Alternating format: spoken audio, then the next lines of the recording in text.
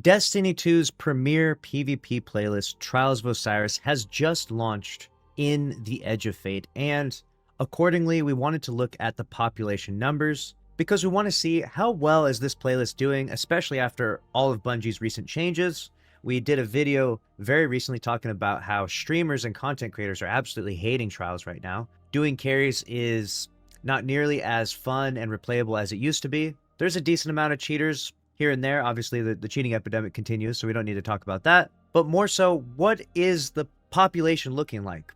We know that the Edge of Fate launched with lower numbers than the final shape. These are the statistics from what Trials looked like the very first weekend after the final shape came out. This is June 14th. We had 220,000 players in Bannerfall. Then on to the second week, Endless Veil, we had 210,000 players, followed up by Multiplex, which had 283,000 players. We're going up. Altar Flame, 217. Bannerfall tanked all the way down to 144, so I guess this is a month and a half later. You can see it's starting to get bad, 122,000 players. So the drop off after about a month into any given expansion is pretty steep. You see about, almost half the players leaving. So that brings us to Edge of Fate's Trials numbers. We just had the very first weekend of Trials, and it finished with 148,000 players, which is pretty low, especially compared to where you would kind of hope with the new expansion. But the overall population of Destiny 2 is significantly lower, so it stands to reason we could have expected this to some degree.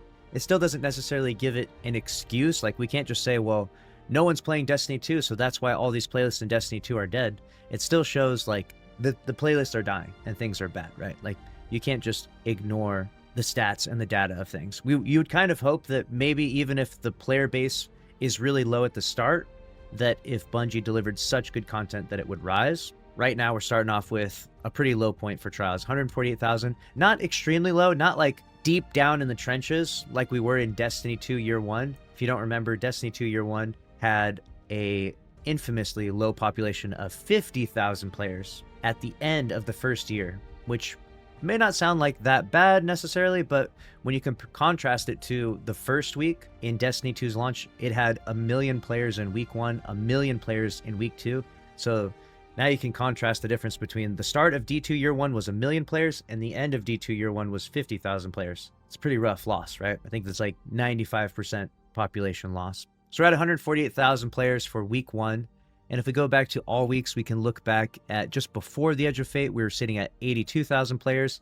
Now this was during dry times. This was when we were down and it was looking bad, looking bleak for Trials. 82,000, 77,000, 74,000, 75,000, and 84,000. You can see there. So the last few months of Trials, it was pretty dry. It was pretty rough. And if the data is anything consistent to what it has been in the past, and it seems to follow an exact trajectory, then we are about to hit some really rough Trials weeks in about a month or two. I mean, we're about to, in 2 months from now, Trials is going to be almost an obsolete playlist at this rate. Only time will tell if that's what happens.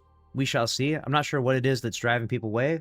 Maybe the loot's not enticing enough. Maybe the armor's not good enough.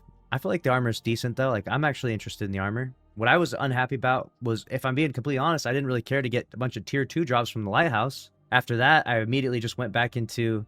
I put the shackles back on and ran back into solo ops to get my guardian rank up and my level up, which is annoying that I kind of have to do that if I want to get at least tier 3 drops, which is where I'm at. Like, I'm not going to be so crazy that I want to get all tier 5s in the first 2 weeks, but I at least want to get tier 3 drops. So Outbreak is absolutely dominating as well.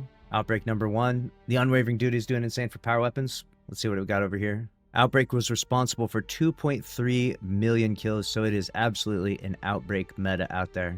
Wow, it's crazy to see the difference. So there's no special weapon that made it into the top 10. Special ammo is not obsolete, but it's not getting nearly as many kills as primary weapons. Obviously, infinite ammo. Outbreak on top. An Outbreak nerf is probably coming in. For the classes, of course, Hunters with 40%, Titans 32%, and Warlocks 28%. Everyone seems to be really enjoying Void Hunters right now at 16% usage. The sandbox is relatively balanced, though. Like, you can see the classes are, like, decently balanced. The percentage of the different classes is... Subclasses are okay, I suppose. Like, you're going to see some favoritism, of course, with certain classes here and there. What do you think about the population for Trials in Edge of Fate? And did you jump in the playlist? Did you have fun playing? Did you grind out your loot? I'll be reading the comments down below.